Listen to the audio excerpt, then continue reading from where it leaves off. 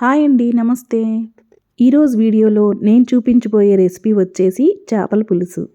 ఎప్పుడు చేసినా సరే చేపల పులుసు పర్ఫెక్ట్గా రావాలంటే ఒకసారి ఈ వీడియో అయితే కంపల్సరీగా చూడండి. మీకు చాలా హెల్ప్ అవుతుంది. కొత్తగా వంట నేర్చుకునే వాళ్ళు కూడా ఈ వీడియో చూసి చేపల పులుసుని ఈజీగా పెట్టేయగలరు. మరి లేట్ చేయకుండా ఎలా చేయాలో చూసేద్దాం పదండి.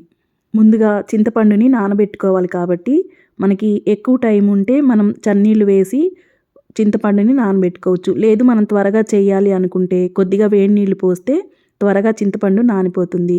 ఇక్కడ చింతపండు క్వాంటిటీ అనేది మనం తీసుకునే చేప ముక్కల్ని బట్టి ఆధారపడి ఉంటుంది. నేనైతే ఇక్కడ ఒక అర కేజీ చేపలకి ఒక చిన్న నిమ్మకాయ సైజ్ అంతా చింతపండుని తీసుకొని నానబెట్టాను.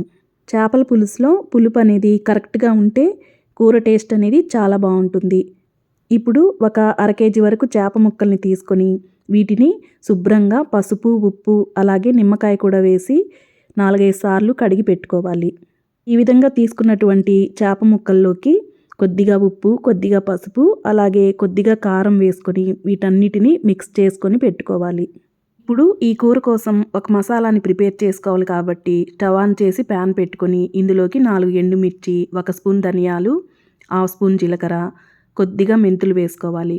అలాగే ఇందులో ఎండు కొబ్బరి ముక్కల్ని పల్చటి ముక్కలుగా కట్ చేసుకొని ఒక 2 స్పూన్ల వరకు వేసుకొని స్టవ్ని సిమ్లో ఉంచి దోరగా ఫ్రై చేసుకోవాలి.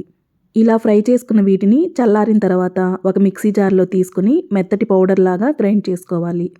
ఇప్పుడు ఇదే మిక్సీ జార్లో 2 ఉల్లిపాయలని తీసుకొని కొద్దిగా పెద్ద ముక్కలుగా కట్ చేసుకొని వేసుకోవాలి. ఇందులో 10 వరకు పొట్టు తీసినటువంటి వెల్లుల్లి వేసుకొని ఒక పచ్చిమిర్చి వేసుకోవాలి. ఇందులోనే 2 టమాటాలను కూడా పెద్ద ముక్కలుగా కట్ చేసుకొని వేసుకోవాలి. ఇక్కడ మనం తీసుకునే టమాటాలు బాగా పండినవి అయితే మనం చేసే చేపల కూరకి మంచి కలర్ కూడా వస్తుందన్నమాట.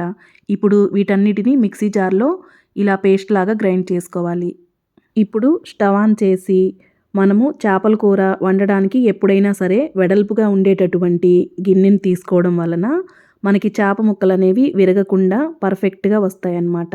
ఇప్పుడు ఇందులోకి ఆయిల్ వేసుకోవాలి. ఆయిల్ చేపల కూరకి ఎక్కువగానే పడుతుంది కాబట్టి కొద్దిగా ఎక్కువగానే ఆయిల్ వేసుకోవాలి. ఇప్పుడు ఇందులోనే 1/2 స్పూన్ జీలకర్ర, 1/2 స్పూన్ ఆవాలు అలాగే కొద్దిగా మెంతులు వేసుకొని మనము ఇందాక గ్రైండ్ చేసుకున్నటువంటి టమాటా ఉల్లిపాయ పేస్ట్ని ఇందులో వేసుకొని బాగా ఫ్రై చేసుకోవాలి. ఇప్పుడు ఇందులోకి కొద్దిగా పసుపు, కొద్దిగా ఉప్పు వేసుకొని వీటన్నిటిని కూడా మిక్స్ చేసి వీటిని బాగా ఫ్రై చేసుకోవాలి.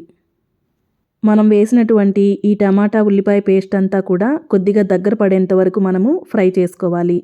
ఇలా దగ్గర పడిన తర్వాత మనము ఇందాక గ్రైండ్ చేసి పెట్టుకున్నటువంటి పొడి మసాలాని ఇందులో వేసుకొని వీటన్నిటిని బాగా మిక్స్ చేసుకోవాలి.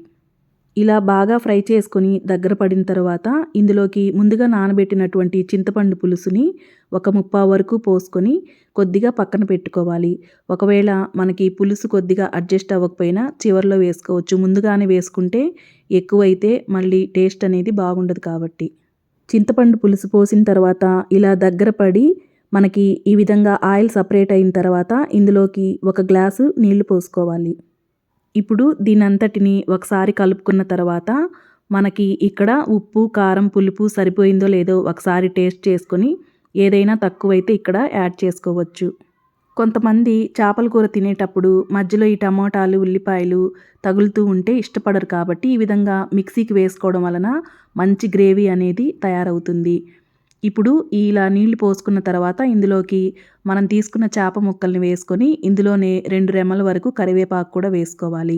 ఇందులోనే కొద్దిగా పచ్చిమిర్చిని కూడా కట్ చేసి వేసుకొని మూత పెట్టి ఒక 10 నిమిషాలు హై ఫ్లేమ్లో ఉడికించుకోవాలి. ఇప్పుడు హై ఫ్లేమ్లో ఒక 10 నిమిషాలు ఉడికించిన తర్వాత మనము ఇందులో అస్సలు స్పూన్ అయితే పెట్టకూడదు. ఇలా క్లాత్ తోటి ఈ గిన్నెని మనము చేత్తోనే ఇలాగా కదిలించాలన్నమాట. చేప ముక్కలు విరిగిపోతాయి కాబట్టి స్పూన్ అయితే అస్సలు పెట్టకూడదు. ఇప్పుడు మంటని సిమ్లో ఉంచుకొని మనకి గ్రేవీ కన్సిస్టెన్సీ అనేది కరెక్ట్గా వచ్చేంత వరకు ఈ విధంగా కలుపుకుంటూ ఉడికించుకోవాలి.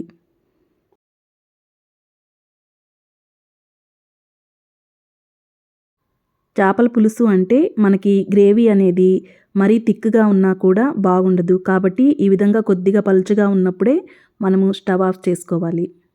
ఈ విధంగా గ్రేవీ ఉన్నప్పుడు స్టవ్ ఆఫ్ చేసిన తర్వాత మనము కూర కొద్దిగా చల్లారిన తర్వాత ఇంకొంచెం చిక్కబడుతుంది.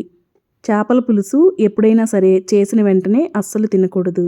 ఎందుకంటే మనకి చేప ముక్కలకి ఉప్పు, కారము, పులుపు బాగా సరిగ్గా సరిపోవాలంటే మనము దీన్ని ఉదయం చేసుకుంటే సాయంత్రానికి, సాయంత్రం చేసుకుంటే నెక్స్ట్ డే మార్నింగ్‌కి అయితే తినాలి. అప్పుడే మనం ఇందులో వేసినటువంటి ఉప్పు, కారం, పులుపు అనేది చేప ముక్కలకి సరిగ్గా సరిపోయి టేస్ట్ అనేది చాలా బావుంటుంది. మరి ఇలాంటి టేస్ట్‌ని మీరు కూడా అస్సలు మిస్ కావద్దు. దీన్నైతే తప్పకుండా ట్రై చేయండి. Thank you for watching.